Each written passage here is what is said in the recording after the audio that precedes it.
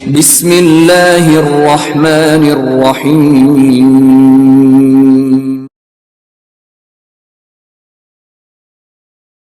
اہل سنت عالم دین مفتی فضل ہمدرد صاحب موجود ہیں. میں ان کے تشریف آوری پر ان کا بہت زیادہ شکریہ ادا کرتا ہوں اور اللہ تعالیٰ ان کو جزائے خیر دے.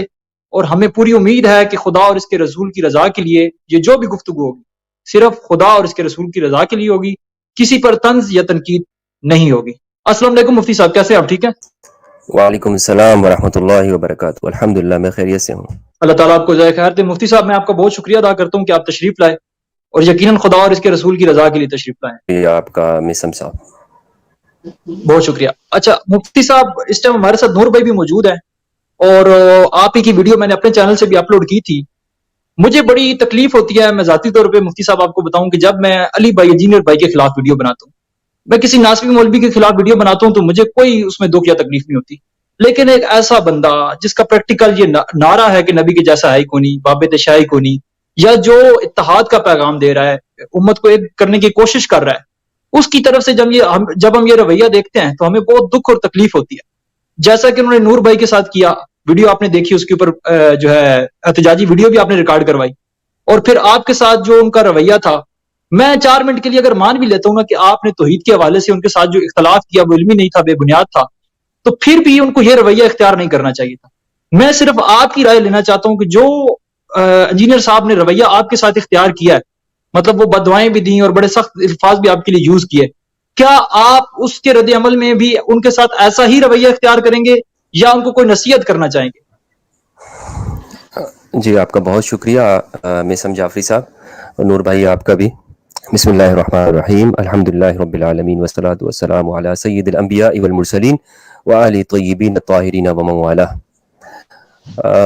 جو بھی گفتگو ہوئی ہے، جو آج کل جو چل رہی ہے، اس حوالے سے میں یہ عرض کرتا چلوں کہ میرا جو منہج یہی رہا ہے کہ میں شخصیات کے اوپر گفتگو کرنے کے بجائے جو اصل جو مسئلہ ہے اس پر اپنا کمنٹ اور تبصرہ کرتا ہوں.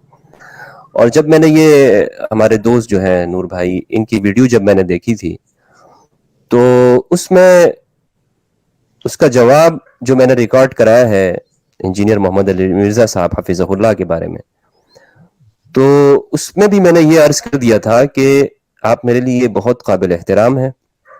اور جب آپ سے میری ملاقات ہوئی تھی تو اس ویڈیو میں بھی، جو کہ 2 گھنٹے کی ویڈیو ہے، اس میں نے اس بات کا اعتراف کیا تھا کہ میں آپ کی قدر کرتا ہوں اور آپ کی جو کاوشیں ہیں امت مسلمہ کے لیے اس کا بالکل قدردان ہوں.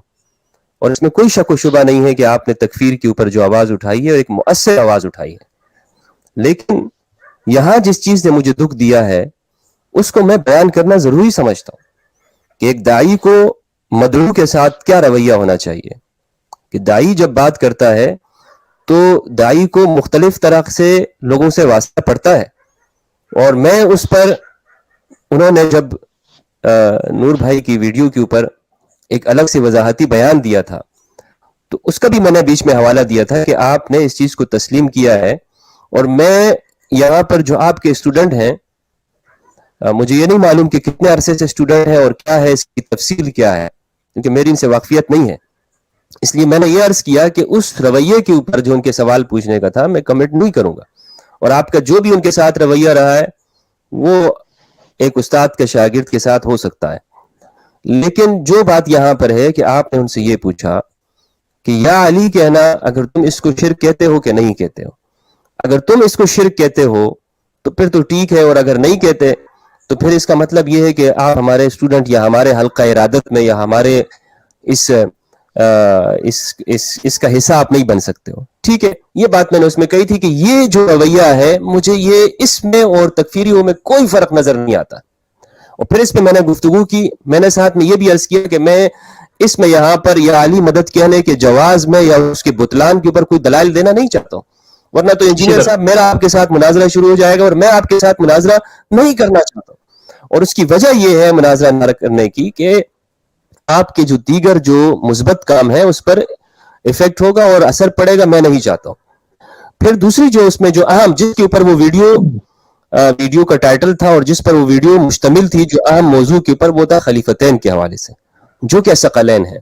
وہاں میں نے عرض کیا کہ یہ روایت ہمارے ہاں ایک پختہ روایت ہے، اس کی سند میں کوئی اشکال نہیں ہے، یہ طرق کثیرہ سے مروی ہے، جلیل القدر صحابہ نے اس کو روایت کیا ہے، اور خود آپ نے بھی اس وضاحتی ویڈیو میں یہ تسلیم کیا ہے کہ اگر ایک معنوں کے اندر اہل البیت اور قرآن کو خلیفہ مان بھی لے تو یہ خلیفہ ہے، لیکن مخصوص معنوں کے اندر نہیں ہے۔ تو اس پر میں نے اپنا جواب ریکارڈ کروایا کہ جناب عالی، اگر آپ بالفرض اس خلیفتین کو سندن آپ کہہ بھی دیں کہ یہ شریک القاضی کی وجہ سے یہ مثبت نہیں ہے، یعنی یہ معتبر نہیں ہے، اور پھر اس میں آپ زبیر زئی صاحب کا حوالہ دے دے رحمہ اللہ کا، تو یہ ٹھیک ہے، ہم اس کو مانتے ہیں، اور یہ علمی قسم کی بحث ہے، اس میں کوئی اختلاف نہیں ہے۔ لیکن ثقلین جس کے معنی سے ہی یہ بات ہے کہ یہ رسول اللہ صلی اللہ علیہ وآلہ وسلم کے بعد وہ اللہ کے جانشین ہیں، قرآن مجید اور اہل البیت علیہ السلام، تو اس سے فرار ہرگز ممکن نہیں ہے۔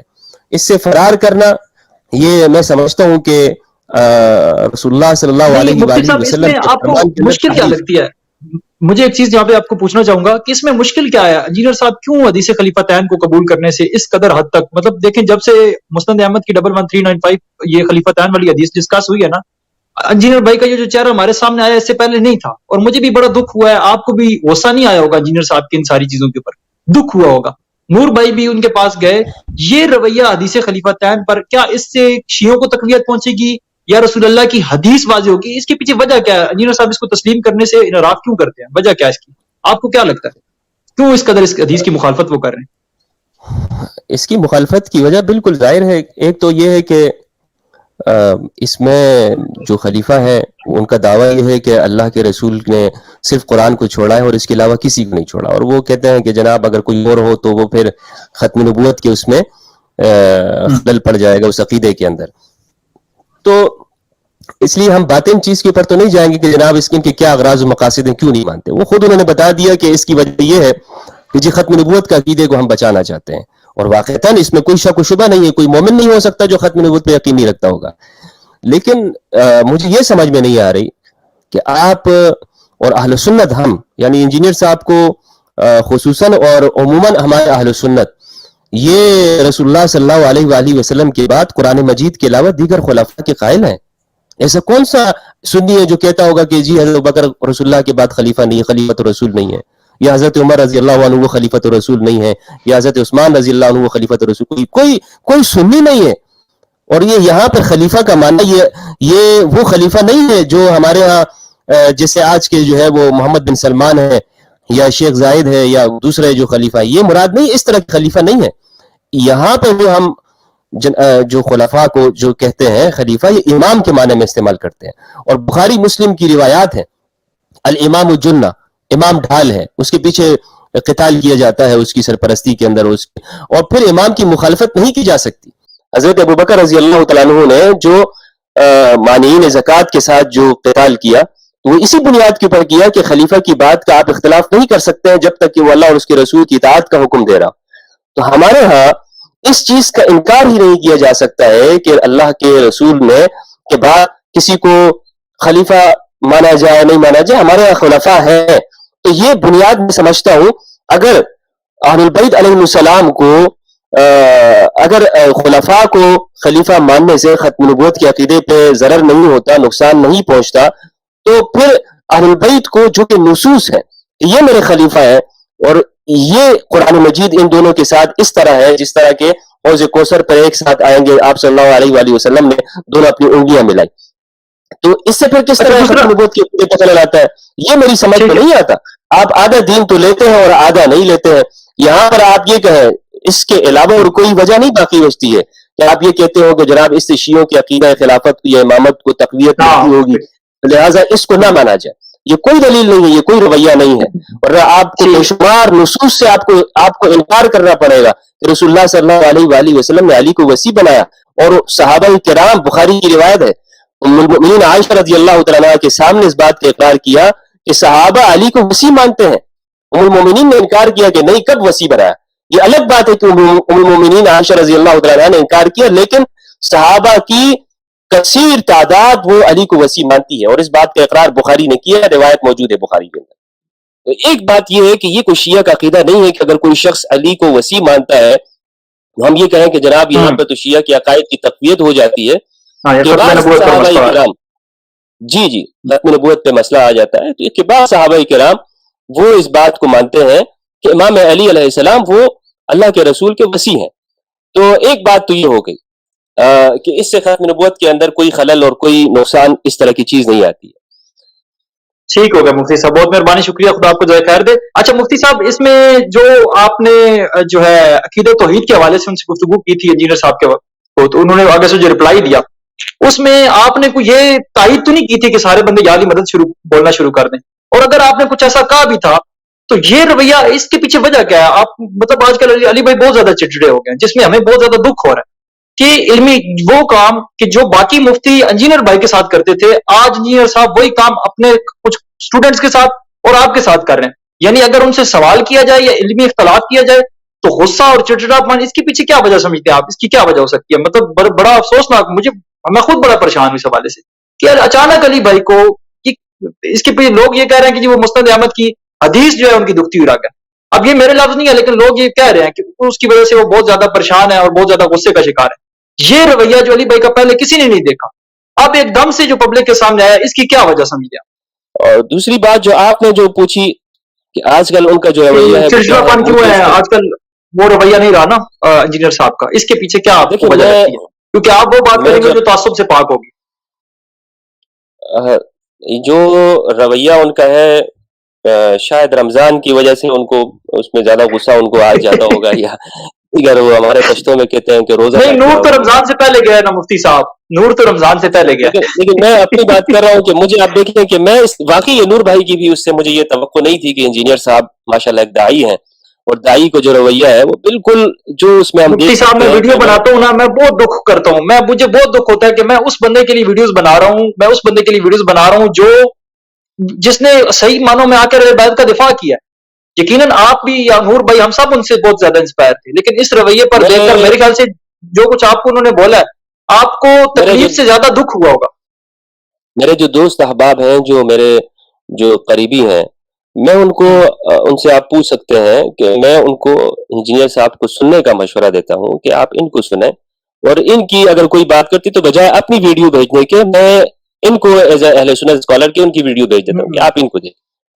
लेकिन ये जो रवैया मेरे साथ उन्होंने जो रखा, और जो मेरा उनके साथ ऐसा भी नहीं कि कोई ताल्लुक ना रहा, उनके साथ मेरा ताल्लुक रहा है और गुफ्तगू होती रही है और बहुत सारी बातों के अंदर आपस में इल्मी डिस्कशन चलती रही है, लेकिन इस चीज के ऊपर वाकयातन मुझे दुख भी हुआ और ताज्जुब भी हुआ। पहली बात इसके ऊपर कि ये अली मदद कहने को उन्होंने बिल्कुल, अच्छा ये बात मुझे पहले इल्म नहीं थी कि उनके ये अकायद और नजरियात हैं कि वो अली को मदद मांगने वाले अलैहिस्सलाम मदद मांगने वाले को लोग ये उन्होंने इकरार लिया, उन्होंने उससे इकरार लिया नूर से, कहते हैं अगर कोई अल्लाह का बंदा समझ कर भी मौला अली से मदद का कायल है तो वो भी पूरा उन्होंने इकरार लिया। आपने वीडियो देखी होगी।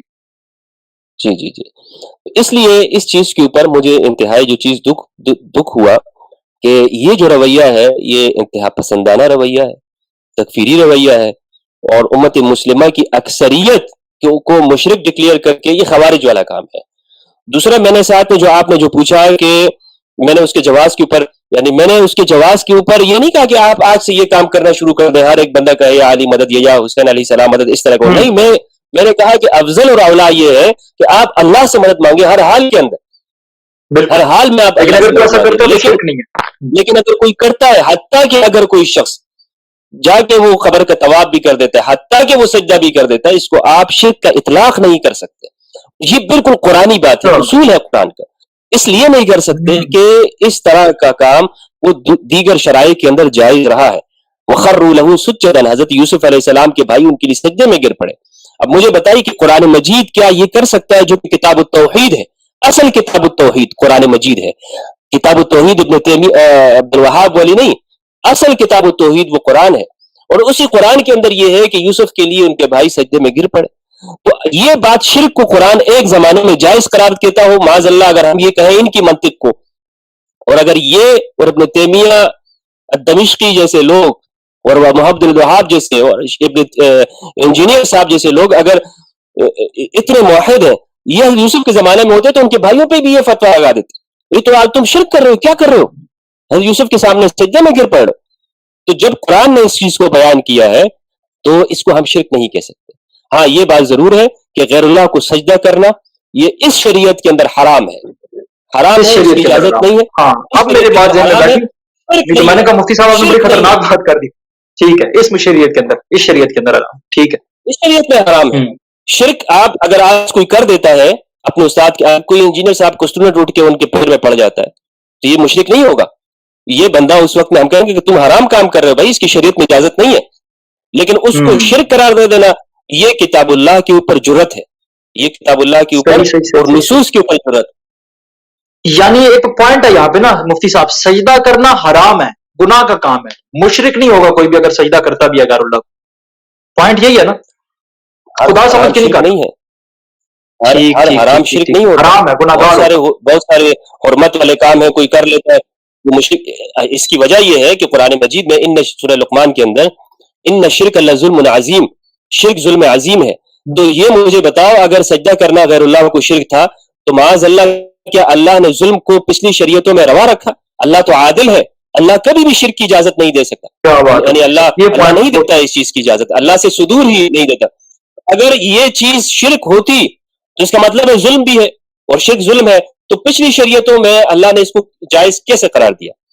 خود اللہ کہ میں ظلم نہیں کر سکتا ہوں, اپنے بندوں کے اوپر ظلم نہیں کرتا ہوں. اس طرح سمجھنا ہے ہم نے میرے بھائی. یہ خوارج کی طرح جو ابن عمر نے کہا ہے کہ قرآن مجید میں جو آیات کفار کے اوپر اتری ہیں اس کو آپ مشرکوں کے بارے میں اتری انہیں آپ مسلمانوں پہ فٹ کر دو. بھائی انجینئر صاحب سے میرا سوال ہے, یہ کوئی تک بنتی کوئی عقل ہے؟ آپ تو کہتے ہیں کہ بابے کوئی شے نہیں ہے, تو جب بابے کوئی شے نہیں ہے آپ ان کے عقائد کے ساتھ چمٹے ہوئے, قرآن کے عقیدے کی طرف آؤ نا. اور قرآن آپ بابوں سے, میں آپ کو کہتا ہوں انجینئر صاحب, بابوں سے جان اس طرح نہیں چھوٹے گی جس طرح آپ چھڑانا چاہ رہے ہیں. بابوں سے جان اس طرح چھوٹے گی کہ آپ اللہ کی کتاب کو واحد اللہ کی کتاب کو رہنما مان کر اہل البیت علیہ السلام کو اس کا مفسر مانے, کہ اہل البیت علیہ السلام نے جو تفسیر کی, اہل البیت کے جو مواقف ہیں وہ, ورنہ آپ تو اگر آپ ختم نبوت کے عقیدے کو آپ کہتے ہیں کہ اس طرح تو وہ ڈیمیج ہوگا, آپ ہزاروں بابوں کے مقلد ہو گئے.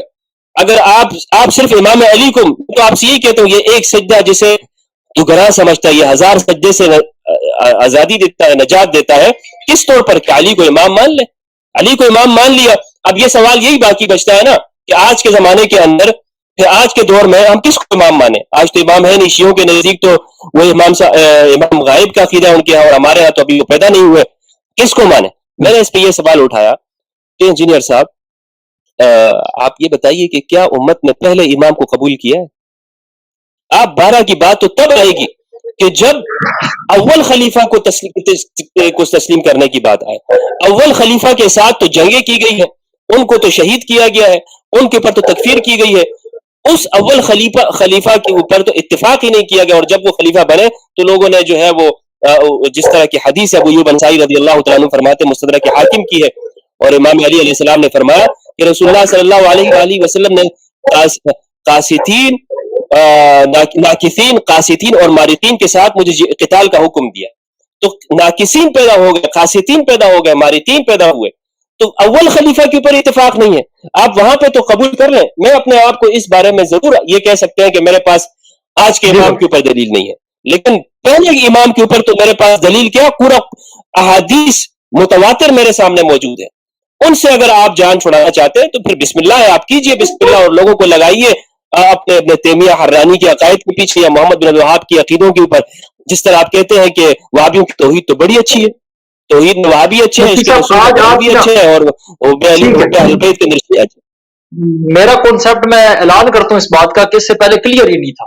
آپ نے بڑی قیمتی بات کر دی ہے کہ گناہ میں اور شرک میں آپ نے فرق کر دیا, کہ ان کے عقائد یہ ہیں کہ اگر کوئی یہ کچھ کرتا ہے نا تو یہ شرک میں مبتلا. آپ نے کہا کہ یہ گناہ کی حد تک آپ اس کو کہہ سکتے ہیں, اتنا بڑا فتویٰ آپ کسی پہ نہیں لگا سکتے. اور وہ مثال تو بہت ہی زیادہ بہترین تھی میرے لیے. بڑا میں سمجھتا ہوں کہ میری پوری زندگی کا مقصد حل ہو گیا کہ جو ہے وہ جو آپ نے بات کی تھی کہ قبر کو سجدہ کوئی کرتا ہے, تو وہ ایک آپ نے اس میں پوائنٹ دیا تھا مجھے, میرے ذہن سے اب نکل گیا ہے. وہ حرام کرتا ہے, ہاں حرام کرتا ہے, اس کو آپ شرک نہیں کہہ سکتے, اس کو آپ شرک نہیں کہہ سکتے. وہ زیادہ سے زیادہ گناہ کبیرہ کہہ سکتے ہیں. پوائنٹ یہ تھا کہ اللہ نے اگر پہلی امتوں کے اندر سجدہ کرنا جائز تھا تو پھر اللہ تو ظلم کرواتا رہا ہے, تو شرک تو ظلم العظیم ہے. مطلب اتنی بہترین مثال آپ نے دی کہ میرا کنسپٹ میں یہاں پہ میں اس طرف نہیں جانا چاہ رہا تھا, ٹھیک ہے, کیونکہ میں لائیو بیٹھا ہوں, میں نے تو سلیکٹڈ سوالات کرنے تھے. لیکن بات یہ ہے کہ اتنی بہترین نقطہ ہے یہ انجینئر صاحب کے لیے, بہت بڑا لمحہ فکری ہے کہ مطلب اگر یہ ظلم تھا, یہ شرک تھا, تو یہ ظلم تھا, اور اللہ ظلم کرتا نہیں, اور پہلی امتوں میں یہ ظلم کیوں ہوتا رہا, یہ اللہ کی توحید پر سوال ہوتا ہے. تو بہت بہترین مفتی صاحب, اللہ تعالیٰ آپ کو سلامت رکھے, آباد رکھے. نور بھائی, آپ کچھ مفتی صاحب سے سوال کرنا چاہیں گے, کیونکہ آپ انجینئر صاحب کے پاس تو گئے تھے, آپ اب بھی آپ ان کا ادب احترام کرتے ہیں, مفتی صاحب بھی کرتے ہیں, کوئی بات ایسی جو آپ مفتی صاحب سے پوچھنا چاہیں یا کہنا چاہیں تو ضرور. السلام علیکم ورحمۃ اللہ. مفتی صاحب کیا حال ہے, خیریت سے؟ مفتی صاحب جب تک اپنا مائک انمیوٹ کرتے ہیں. اللہ وبرکاتہ. جی نور بھائی, جی الحمدللہ. بس مفتی صاحب سے میرا یہی سوال ہے کہ پہلے تو مجھے بہت افسوس ہے آپ کے ساتھ بھی جو رویہ اپنایا گیا. میں تو ان کا جو ہے نا کافی ٹائم ان کو سنتا رہا ہوں, بہت پرانا اسٹوڈنٹ ہوں.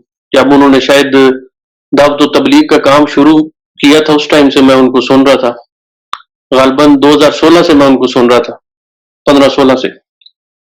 تو لیکن بڑا افسوسناک رویہ انہوں نے میرے ساتھ بھی اپنایا. لیکن اس کے بعد آپ تو ماشاءاللہ مفتی ہیں, آپ نے بڑا اچھے طریقے سے ان کو ایک ادب کے دائرے میں, احترام کے دائرے میں ان کو جو ہے نا وہ جواب دیا تھا.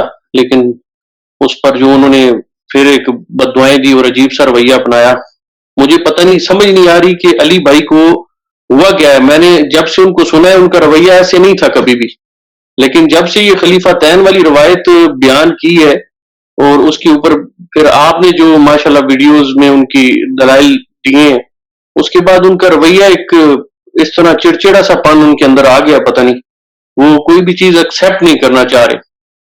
حالانکہ وہ پہلے کہتے تھے کہ ہم اہل بیت کے ڈیفینڈر ہیں, سب سے بڑے ہم ہیں. لیکن اب ایک حدیث جس کو 10 علماء اہل سنت کے محدثین نے صحیح کہا ہوا ہے, اس کو وہ کس طرح رد کر رہے ہیں. اور مجھے مفتی صاحب ایک بات سمجھ نہیں آتی کہ وہ رد کیوں کر رہے ہیں, اس کی وجہ کیا ہے. یہ آپ سے سوال ہے میرا کہ وہ اس کو کیوں رد کرنا چاہ رہے ہیں, صحیح حدیث کو کیوں رد کرتے ہیں وہ بار بار.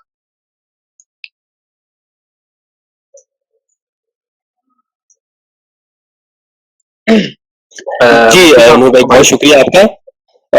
یہ اس پہ میں نے نور بھائی بات کی, اور آپ کافی عرصے سے ان سے واقف ہیں, اور آپ نے جیسے کہا کہ واللہ باللہ مجھے یہ بات کرتے ہوئے آپ یقین کیجئے کہ میرے آپ چینل پہ دیکھ لیں, میں نے اس چیز کو, جس مشن کو جس تحت میں لے کے چلا, اور میں نے اس میں مماثلت دیکھی انجینئر مرزا صاحب کے اندر کہ وہ اس چیز پہ کام کر رہے ہیں. اور یہ جن دوست احباب نے, میں نام نہیں لوں گا یہاں پہ, ہمارے اسکالرز ہیں, اسلامک اسکالر, انہوں نے انجینئر صاحب کے اوپر تنقید کی تھی. میں نے ان سے پرسنلی جا کے میں نے رابطہ کیا کہ آپ اس کو نہ کریں, انجینئر صاحب کے اوپر آپ اس طرح تنقید نہ کریں, اور یہ اسلامک اسکالرز کے لیے مناسب نہیں ہے. ابھی چونکہ ہم جس میدان کے اندر ہیں, اور خاص طور پر جو امت مسلمہ کو جو چیلنجز ہیں اس حوالے سے, فرقواریت کے ہیں اور ایتھیزم کے ہیں, الحاد کے ہیں, اور جو مسلمانوں کو اجتماعی طور پر جو چیلنجز پیش ہیں, تو انہوں نے اس چیز کو ایکسیپٹ بھی کیا. اور اس طور پر ہم, یعنی میں ان کی, آپ یوں سمجھ لیں کہ جس طرح میں نے عرض یہ کیا کہ میں لوگوں کو حوالہ دیتا تھا کہ آپ ان کو سنا کریں, کہ یہ ان کی باتوں کو آپ سنیں اور ان سے آپ یعنی دین کو سمجھنے کی کوشش کریں. لیکن نور بھائی یہ جو رویہ ہے نا, واقعتاً یہ جو حدیث ثقلین کے حوالے سے مجھے بڑا ہی مایوس کیا, انہوں نے انتہا مایوس کیا ہے. اور پھر اس پہ جا کے یہ کہ مجھے, یعنی میں نور صاحب ایسا انسان ہوں, جو میں نے آپ کو ان کے حوالے سے بتایا کہ میں بڑی احتیاط سے میں نے بات کی. بہت سارے اس ویڈیو کے اندر بھی میں نے جو میں نے آپ کی ویڈیو وہ دیکھی, ماشاءاللہ آپ نے بڑی احتیاط سے اور احترام کے دائرے میں رہتے ہوئے جو ہے نا بات کی ہے. لیکن مجھے سمجھ نہیں آئی, میرے ساتھ بھی انہوں نے پہلے یعنی کہ لائیو سیشن میں نے ان سے سوالات کیے تھے, انہوں نے جواب نہیں دیے, یعنی کہ کوئی سیٹسفائی جواب نہیں ملا مجھے. پھر انہوں نے مجھے دعوت دی تھی جیل امانے کی, تو میں بڑے خوش ہو کے ان کے پاس گیا کہ شاید مجھے جو ہے نا نجی محفل میں وہ اس حدیث کو جو ہے نا, اس حدیث پر میرے سے بات کریں اور اس کو ایکسیپٹ کریں گے, اور جو ہے نا شاید وہ لائیو سیشن میں اس حدیث کو جو ہے نا قبول نہیں کرنا چاہ رہے, لیکن شاید نجی محفل میں کہیں وہ اس حدیث کو جو ہے نا ایکسیپٹ کریں گے. کیونکہ اس پر شیخ البانی وغیرہ نے بھی اس کو صحیح کہا ہوا ہے، کیونکہ ہم نے تو شیخ البانی کا بھی نام اور زبیر علی زئی صاحب کا نام بھی انہی سے سنا ہے، ہم تو ان کو جانتے بھی نہیں تھے. تو مجھے بڑا افسوس ہوا جب انہوں نے اس حدیث کو جو ہے نا وہاں پہ صاف ہی اس حدیث کو انہوں نے کہہ دیا کہ یہ جو ہے نا جی ضعیف حدیث ہے. اور اس کے بعد آپ کو جو وہ کہتے ہیں نا کہ ختم نبوت کے عقیدے کے اوپر اثر پڑتا ہے، یہ بالکل بے معنی سی بات ہے، بالکل لغو بات ہے کہ ختم نبوت کے اوپر اثر پڑتا ہے. اگر رسول اللہ کے بعد آپ کسی اور کو امام مانتے ہیں یا جانشین مانتے ہیں تو میں تو پھر وہی بات کروں گا کہ آپ کس طرح سے پھر خلفاء کو آپ خلیفہ مانتے ہیں؟ تو کوئی بات ہی نہیں ہوئی نا. آپ وہ بات کر رہے ہیں کہ آپ جب کہتے ہیں علمی اور کتابی کی، تو پھر آپ کے پاس اس کی کسی مضبوط سند کے اوپر آپ کھڑے ہوں کہ جناب نہیں، کسی کو بھی اس امت میں رسول اللہ صلی اللہ علیہ وآلہ وسلم کے بعد کسی کو بھی جانشین مانا ہی نہیں گیا، کسی کو نہیں جانشین مانا گیا. حضرت ابوبکر رضی اللہ تعالیٰ عنہ رسول اللہ صلی اللہ علیہ وآلہ وسلم کے مصلی پہ کھڑے ہوئے کہ نہیں کھڑے ہوئے؟ یہ تو جانشین ہی ہے نا. یہ تو اہل سنت یہی چیز مانتے ہیں، اسی سے تو استدلال کیا جاتا ہے. حضرت عمر رضی اللہ عنہ نے فرمایا کہ ابوبکر آپ آگے کیجئے، میں جس نے رسول اللہ آپ کے لیے دین کے لیے راضی ہوئے تو میں دنیا کے لیے کیوں نہ راضی ہوں، ہم آپ کو امام مانتے ہیں. تو اس چیز کے اوپر تو اہل سنت بیس کرتی ہے، بنیاد رکھتی ہے اہل سنت. آپ اس سے تو اہل سنت کی عمارت ہی آپ گرا رہے ہیں. اگر آپ کہتے ہو کہ کوئی نہیں ہے خلیفہ اور صرف قرآن ہے، صرف قرآن ہے، تو کیا اسی خلیفہ کے تحت دیگر لوگوں سے جنگیں نہیں کی گئی؟ مانعین زکات مالک ابن نویرہ کا قتل ہے، وہ صحیح ہے یا غلط ہے یا اس میں جو بھی ہے وہ تفصیل تاریخی ہے، لیکن اہل سنت اس کو تسلیم کرتے ہیں کہ حضرت ابوبکر رضی اللہ تعالیٰ عنہ اپنے زمانے کے امام ہیں، حضرت عمر اپنے زمانے کے امام ہیں، حضرت عثمان اپنے زمانے کے خلیفہ برحق اور امام ہے رسول اللہ صلی اللہ علیہ وآلہ وسلم کی، اور امام علی علیہ السلام وہ چوتھے امام، ان کو اہل سنت مانتے ہیں. لیکن یہاں پہ بڑی پھر چیزیں وہی آ جاتی ہیں جو 12 خلیفوں کی پھر ماننا، پھر اس میں اگر آپ اہل سنت کے پھر دلائل دیکھیں تو پھر یزید اور جو ہے وہ پھر عبد الملک بن مروان ان کا بھی نام ہے اس کے اندر، معاویہ بن ابی سفیان کا نام ہے. تو یہ آپ ادھر سے بچتے ہیں ادھر جا کے پھنستے ہیں، ادھر سے نکلنے کی کوشش کرتے ہیں تو پھر آپ کے اپنے جو جن کو آپ کہتے ہیں کہ نہیں میں نے ٹیبل پہ رکھی ہوئی یہ کتابیں، وہ بھی نہیں بچیں گے کسی طور پر. جی مفتی صاحب آپ نے 1 to 1 بھی سیشن کیا انجینئر صاحب کے ساتھ بڑے اچھے طریقے سے، اس ٹائم بھی ان کا جو اخلاق اور بات چیت تھی وہ بڑی اچھے طریقے سے آپ کے ساتھ انہوں نے وہاں بھی کیا سیشن. لیکن میرے ساتھ بھی میں کافی ٹائم سے ان کو سن رہا ہوں اور فون پہ رابطے میں تھا، یعنی کہ تو بڑے اچھے طریقے سے بات کرتے تھے. لیکن اچانک یہ حدیث جو خلیفہ تین ہے اس کے اوپر پتہ نہیں ان کو کیا مطلب ان کا رویہ اس طرح کیوں ہو گیا، اس کی مجھے ابھی تک سمجھ نہیں آئی انجینئر صاحب کہ وہ اس کو کیوں نہیں ایکسپٹ کرتے. سمجھ آپ کسی بھی سنی سے پوچھیں نا، اور دوسری دفعہ پوچھیں تیسری دفعہ پوچھیں، اس کا رویہ آپ کے ساتھ یہی ہوگا جو انجینئر صاحب کا رویہ ہے. حدیث ثقلین اہل سنت کے ہاں متروک ہے، اس کو یعنی نہیں پڑھا جاتا ہے. اہل سنت کے ہاں الثقلین کو یہ صرف کتابوں کے اندر ہے حضرت کے ساتھ. ہمارے ہاں یہ یعنی نہ خطبوں کے اندر ہے، نہ مدارس کے اندر ہے، نہ اس کو اس طور پر ڈسکس کیا جاتا ہے کہ اس سے مراد اس سے کیا کیا اس سے معلوم ہوتا ہے. اگر اس سے آپ کو دیکھیں نا کیا کیا معنی نکلتے ہیں، کیا اس سے عبرتیں اور نتائج اخذ کیے جاتے ہیں، بالکل ڈسکس نہیں ہوتا ہے. اور یہ اہل سنت اچھی طرح سے ہمارے ہاں اس بات کو جانا جاتا ہے کہ یہ رسول اللہ صلی اللہ علیہ وآلہ وسلم کے بعد آپ نے دین کہاں سے لینا ہے. بات یہ ہے آپ نے دین کدھر سے لینا ہے. آپ نے دین اگر آپ یہ کہتے ہیں نا ثقلین کو اس کے حقیقی معنوں کے اندر، تو پھر آپ کی بہت ساری جو عقائد ہیں اور جس چیز کے ساتھ آپ جڑے ہوئے ہیں اس سے آپ کو پیچھے ہٹنا پڑے گا، اور افسوس کے ساتھ اس سے ہٹا نہیں جا سکتا ہے. اہل سنت اس سے نہیں ہٹ سکتے ہیں اور اس کے لیے بہت مشکل ہے. جی جزاکم اللہ، بہت مشکل ہے. اچھا آخری بس چند ایک دو چیزیں آپ سے پوچھنی ہے مفتی صاحب. سب سے پہلے تو ہمیں یہ بات بھی ذرا سمجھا دیں کہ جو لوگ انجینئر صاحب کو ممبروں پر گالیاں نکالتے ہیں، ان کو بد دعائیں دیتے ہیں، ان کے لیے سخت الفاظ یوز کرتے ہیں انجینئر صاحب کے لیے، اب میں کسی کا نام نہیں لیتا، ان کو جب انجینئر صاحب ریپلائی کرتے ہیں نا تو بڑا ہنس کھیل کے، بڑی محبت کے ساتھ، بڑے پیار کے ساتھ ان کا وہ رویہ بڑا خوبصورت ہوتا ہے. لیکن جب آپ نے ان سے ایک علمی اختلاف کیا اور بڑا ادب و احترام کے ساتھ کیا تو آپ کے ساتھ انہوں نے وہی رویہ کیا جو باقی لوگ ان کے ساتھ کرتے ہیں. تو مجھے یہ چیز سمجھ میں آنا بڑے مشکل ہے کہ جو لوگ ان کو، اب میں وہ لفظ استعمال نہیں کرنا چاہتا دور فٹے منہ والے، کہ جو ان سے نفرت کرتے ہیں، جو ان کو دن رات گالیاں دیتے ہیں، ان کو تو وہ رپلائی بڑے ادب اور احترام سے کر رہے ہیں. اور جب آپ ادب و احترام سے ان کو رپلائی کر رہے ہیں تو ان کا رویہ اس قدر غضبناک اور ان کا بلڈ پریشر ہائی ہو جاتا ہے. اس کی کیا وجہ ہے؟ آپ کے ساتھ پبلک نہیں ہے یا آپ بدماشی نہیں کرتے؟ بڑی عجیب سی بات ہے مفتی صاحب، اس پہ کیا کہنا چاہیں گے؟ اور آخر میں بس ایک کالر ہے، ان کا آپ سے سوال، انہوں نے آپ سے کوئی سوال کرنا چاہتے ہیں، وہ لیتے ہیں، تو یہ ہمیں ذرا سمجھا دیں۔ باقی وہ اس کا جواب نور بھائی دیں گے، اس کا جواب نور بھائی دیں گے، یہ ہاں اچھی جی، طرح وہ جانتے ہیں ان کو۔ دیکھیں نیتو بھائی، اس کا جواب میں وہی دینے لگا تھا کہ ابھی تو یار مفتی بڑا دکھ صاحب ہوتا ہے نور بھائی، بڑا کے دکھ بارے ہوتا ہے میں کہ ایک جو لوگ ان سے پھر بھی مطلب جی نیسم بھائی میری یار سنیے گا، ابھی تو مفتی صاحب کو انہوں نے اس نام سے مینشن کیا نا، وہ کراچی والا بریلوی مفتی، تو انہوں نے شکر ہے میری طرح جو ہے نا غالی شیعہ کہہ کے انہوں نے مخاطب کیا، کیونکہ میرے اوپر حدیث بیان کرنے پر انہوں نے غالی شیعہ کا ٹائٹل لگا دیا۔ اب مجھے یعنی کہ اہل سنت، میں نے ان کو کہا بھی تھا کہ انجینئر صاحب اہل بیت سے ریلیٹڈ کوئی بھی حدیث اگر بیان کرے گا تو اس کا مطلب ہے وہ شیعہ ہو جائے گا، یعنی کہ وہ شیعہ ہوگا، اہل بیت وہ کے شاید بھائی کہتے ہیں یہ سوال آپ کا شیعوں والا تھا، ہم نے سمجھا یہ سوال دوسرا ہے، کہتے ہیں آپ کا سوال شیعوں والا تھا اس لیے ہم نے آپ کو شیعہ سمجھ لیا۔ جی جی، تو مفتی صاحب کو تو ابھی بڑی ان کی نوازش ہے کہ انہوں نے ابھی تک بریلوی کیا کہ مخاطب کی ہے، غالی شیعہ نہیں کہا۔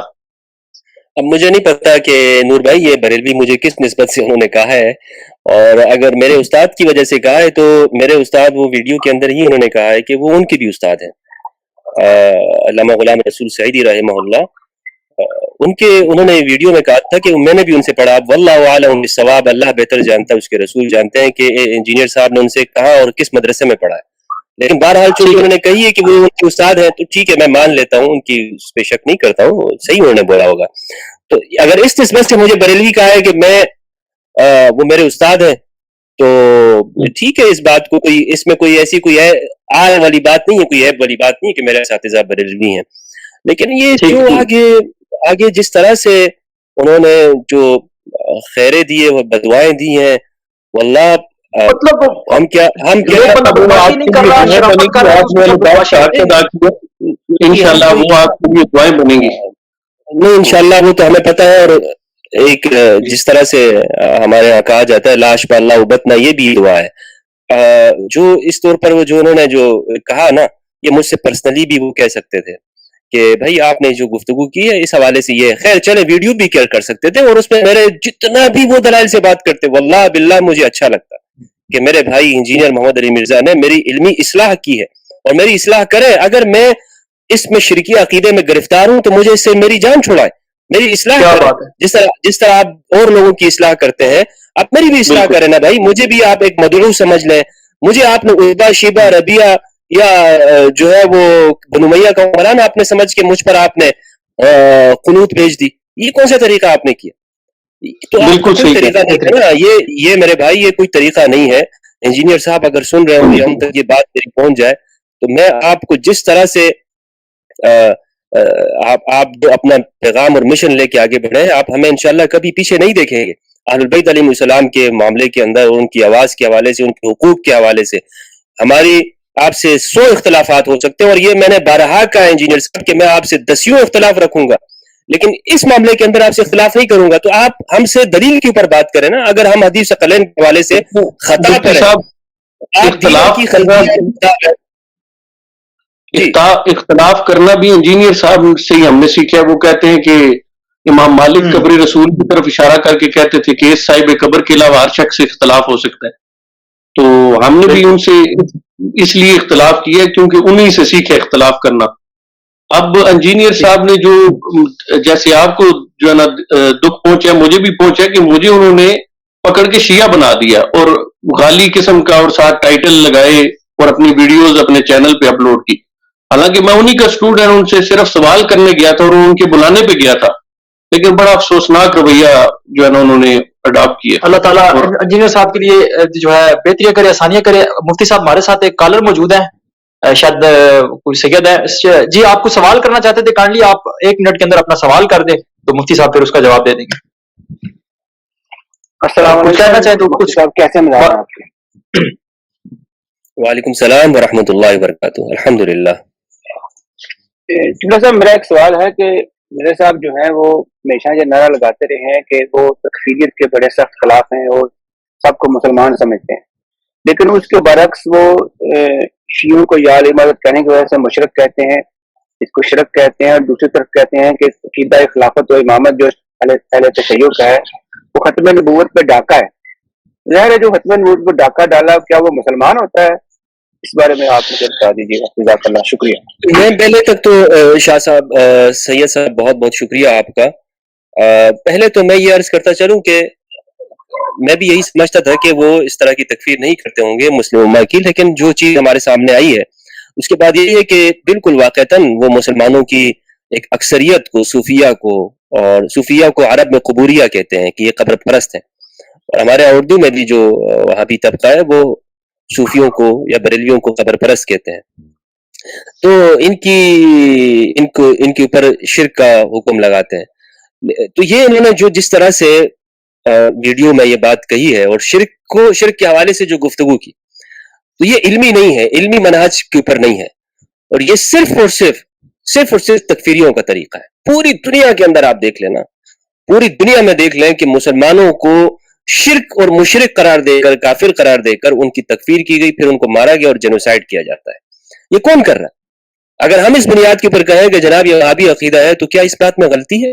क्या इस बात में कोई बहतान है या इत्तिहाम है? नहीं है, हरगिज़ नहीं है। मुसलमानों के ऊपर आप ये कह रहे हैं कि जनाब ये काम इस तरह से कर रहा है और ये शिर्क है। मैंने आपसे अर्ज किया कि ये चीज शिर्क नहीं है, इसको आप हराम कह दें, आपसे कोई इख्तिलाफ नहीं है। यानी उसमें फिर बात तो हो सकती है कि जी ये किस दर्जे का हराम है, क्या है, लेकिन अगर आप जुमले की आप वजाहत कर दीजिएगा, वाक़तन तकफीर।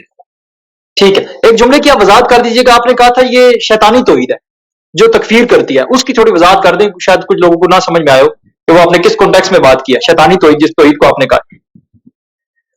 देखें, कुरान मजीद के अंदर जो तौहीद है ना, जो असल किताब तौहीद है, वो कुरान है।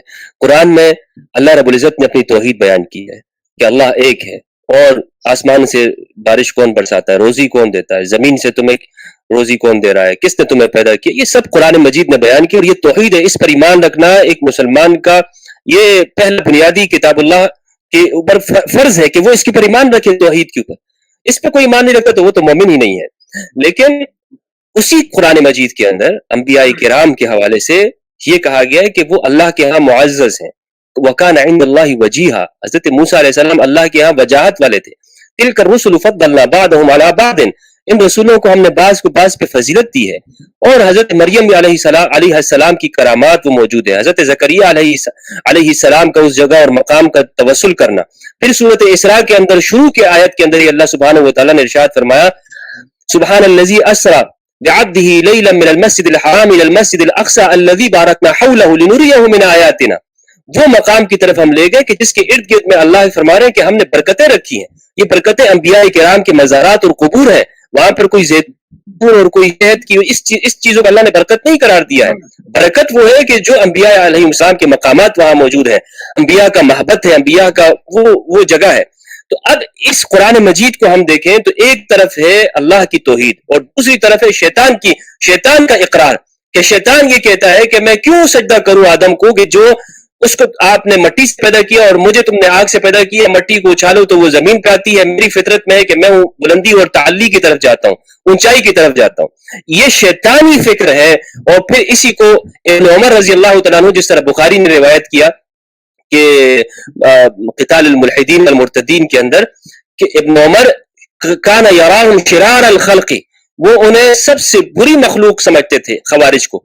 क्यों? इसलिए कि इंतलिक़ू इला आयातिल्लाहि अल्लती नज़लत फिल हक़्क़िल मुशरिकीन, कि जो आयात मुशरिकीन के हक में उतरी है उसे उन्होंने मुसलमानों पे फिट कर दिया। तो इब्न उमर की गवाही है ना, आप किताबी हैं तो आप इस चीज को भी देखें कि इब्न उमर का हवाला मौजूद है कि मुसलमानों के ऊपर वो आयात नहीं फिट की जा सकती कि जो आयात मुशरिकीन के ऊपर नाजिल हुई है। ये बुनियादी तौर पर इब्न उमर का यही नजरिया है कि इब्न उमर इस चीज को दुरुस्त नहीं समझते हैं। आपको भी समझना चाहिए कि आप जो आयात जो सूरह नमल की आप फिट करते हैं कि अम्मा युजीबुल मुत्तर्रा इज़ा दआहु फयक्शिफु अन्हु सू, कि कौन है कि जो किसी मुस्तर फरियाद रस की दुआ को कबूल करता है और उससे बुराई को दूर कर देता है, मुसीबत को दूर कर देता है। तो जो भी गैरुल्लाह को पुकारेगा वो मुशरिक हो जाएगा, क्योंकि इस आयत के अंदर मना किया गया है। मेरे भाई, ये आयत मुशरिकीन के हक में नाजिल हुई है کہ مشرکین نہ حساب کا یقین رکھتے تھے، نہ جزا کا یقین رکھتے تھے، نہ مشرکین اللہ کی توحید اور نہ رسالت کا یقین رکھتے. پھر مشرکین نے کیا کیا رسول اللہ صلی اللہ علیہ وآلہ وسلم کے ساتھ؟ تو ان سارے کانٹیکس کو آپ دیکھیں گے، معلوم ہوگا کہ مشرکین کے عقائد ہیں، اور جو مومنین کی توحید ہے وہ اللہ سبحانہ و تعالیٰ نے قرآن مجید میں بیان کر دی کہ مومن شکر کے طور پر اپنے بھائی کے لیے سجدہ بھی کر لیتا ہے. وَخَرُّوا لَهُ سُجَّدًا، سجدے میں گر گئے یوسف علیہ السلام کے لیے اپنے بھائی. یہ سجدہ شکر ہے، سجدہ تعظیمی ہے. اگر یہ چیز شرک ہو تو اللہ سبحانہ و تعالیٰ اسے یوسف علیہ السلام کی شریعت کے اندر بھی ناجائز اور حرام کہتے، اور جب ان کے بھائیوں نے سجدہ کیا تو یوسف علیہ السلام کے اوپر فرض تھا کہ وہ کہتے تھے کہ میرے بھائیوں یہ تم شرکی عمل کر رہے ہو، ہرگز یہ نہ کرنا، اللہ کے سوا کسی کے لیے جائز نہیں ہے. یہ ہے یہ رحمانی توحید کہ انبیاء کرام کی تعظیم اس کے اندر ہے، اولیاء کی تعظیم ہے. میں تو یہ سمجھتا ہوں، یہ میرا جملہ یاد رکھیے گا اسم جعفری صاحب، ابھی یہ کہتے ہیں کہ باب تشوی کوئی نہیں اور نبی کے جیسا کوئی ہے ہی نہیں.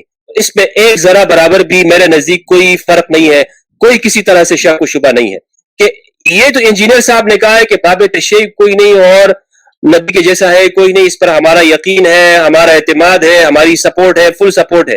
لیکن شیطان نے اس سے پہلے ایک جملہ کہا تھا، شیطان نے کہا تھا اللہ کے جیسا تو ہے ہی کوئی نہیں، آدم تو شے ہی کوئی نہیں. کہ آدم کی تعظیم کا انکار کیا اور اللہ کی اس توحید اور کبریائی کا اعتراف کیا شیطان نے کیا ہے.